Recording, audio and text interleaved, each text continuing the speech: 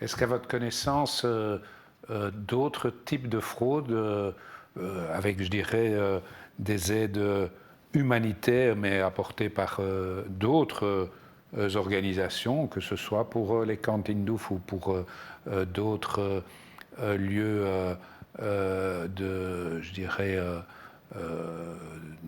nécessaires pour un soutien humanitaire.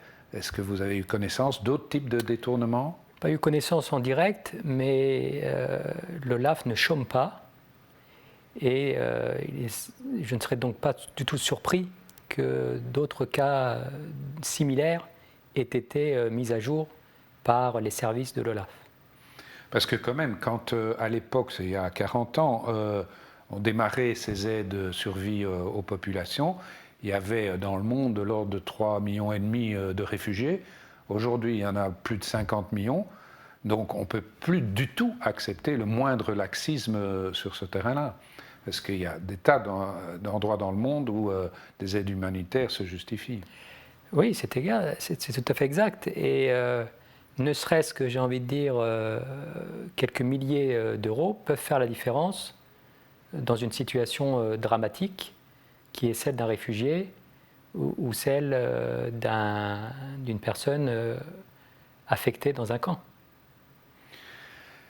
Alors, autre chose, on dit que dans les camps de Tindouf, sous l'autorité du Polisario, il est né finalement une sorte de terrain de recrutement de jeunes par les réseaux de crimes organisés opérant dans la région sahélo-saharienne.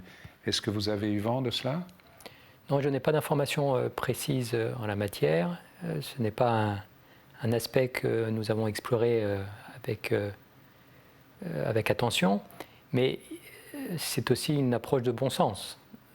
Il est évident que quand vous avez des personnes désœuvrées dans des camps où aucun espoir ne leur est fourni et qu'on vient les chercher en disant bah, écoutez, l'argent facile, on va vous le procurer, il suffit que vous participiez à certains réseaux qui sont tout sauf très honnêtes, la tentation est forte. Alors je me posais une question qui est liée à l'actualité sanitaire aujourd'hui. On sait que dans ces camps, qui sont des camps de survie quelque part, la promiscuité est très grande. Est-ce que vous n'avez pas eu connaissance de cas de coronavirus et qui auraient été tus par l'Algérie non? Non, à dire vrai, non. Mais là encore, votre question est frappée du coin du bon sens.